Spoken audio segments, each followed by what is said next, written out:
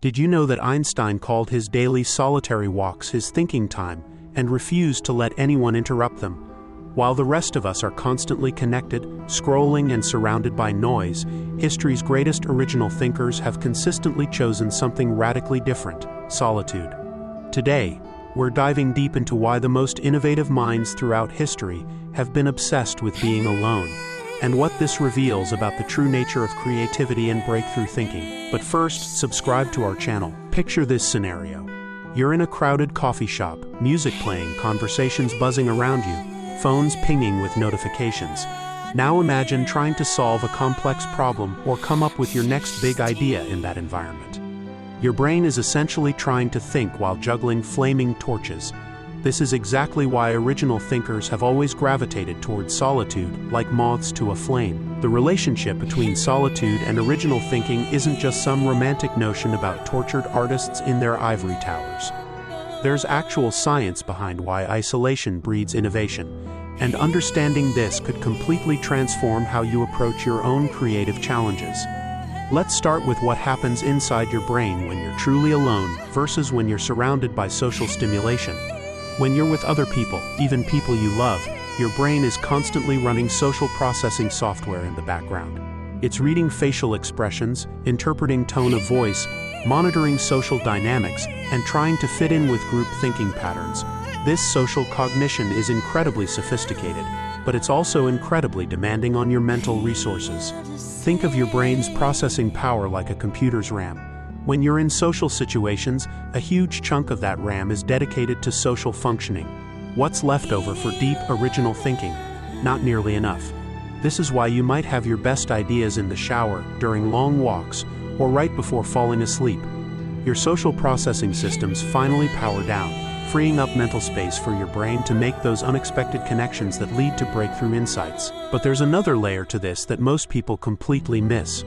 Original thinkers aren't just seeking solitude to avoid distraction. They're actively using isolation as a tool to think thoughts that simply cannot be thought in groups. When you're around other people, there's an unconscious pressure to think in socially acceptable ways, to stay within the bounds of conventional wisdom. Even the most open-minded groups still have invisible boundaries around what kinds of ideas are considered reasonable or worth pursuing.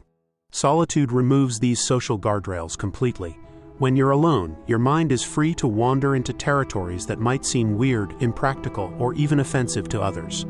This is where truly original ideas are born. In that space where your mind can explore without judgment or social filtering. It's not that group brainstorming is useless, but it's optimized for refining and combining existing ideas rather than generating genuinely novel ones. Here's something fascinating about how this actually works in practice. Many of history's most original thinkers developed elaborate rituals around their solitude. Darwin had his thinking path where he would walk the same route daily, counting his steps with pebbles. Thoreau built his cabin at Walden Pond specifically to create the perfect environment for solitary reflection. Tesla would walk exactly 10 miles every day, alone, working through his inventions in his mind. These weren't just quirky habits. They were sophisticated systems for optimizing their mental state for original thinking. The repetitive, predictable nature of these solitary activities actually frees up even more cognitive resources by putting routine behaviors on autopilot. When you don't have to think about where you're going or what you're doing, your mind can focus entirely on making those creative connections. But here's where it gets really interesting. The quality of solitude matters enormously. There's a huge difference between being alone while scrolling social media and being alone with nothing but your thoughts. Modern solitude is often contaminated with digital inputs that are just as distracting as social interaction, if not more so. True solitude, the kind that breeds original thinking, requires what researchers call cognitive boredom. Cognitive boredom is that slightly uncomfortable state where your mind has nothing external to focus on and starts making its own entertainment. This is when your brain shifts into what neuroscientists call the default mode network, a state where different regions of your brain start talking to each other in new ways. Ideas from completely different domains start combining. Memories resurface and connect with current problems. This is the neurological foundation of that eureka moment. Most people today are terrified of cognitive boredom.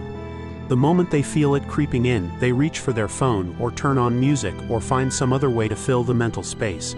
But original thinkers have learned to embrace this discomfort because they know it's the gateway to breakthrough insights. They've learned to sit with the restlessness and mental fidgeting until their brain starts making those magical connections. There's also a temporal aspect to this that's crucial to understand. Original thinking often requires what psychologists call incubation time. You can't force a truly innovative idea to emerge on demand. You need to plant the seeds by deeply engaging with a problem, then step away and let your unconscious mind work on it during periods of solitude. This is why so many great ideas come during walks, showers, or just before sleep. Your conscious mind stops trying to control the process, and your unconscious pattern recognition systems take over. This creates a paradox that many people struggle with. We live in a culture that equates productivity with constant activity and collaboration. But original thinking often requires what looks like unproductive time spent apparently doing nothing while your mind processes in the background. Original thinkers have learned to protect this seemingly unproductive time because they understand its true value. The social cost of prioritizing solitude is real and shouldn't be underestimated. People who spend significant time alone are often misunderstood, labeled as antisocial or difficult to work with. But here's what's fascinating. Many original thinkers report that their periods of solitude actually make their social interactions more meaningful and productive. When you've spent time alone clarifying your thoughts and developing your ideas, you have more to contribute when you do engage with others. There's a rhythm to this that successful original thinkers master.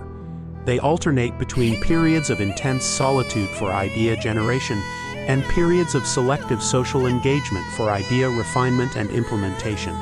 It's not about becoming a hermit. It's about being strategic about when and how you engage with others.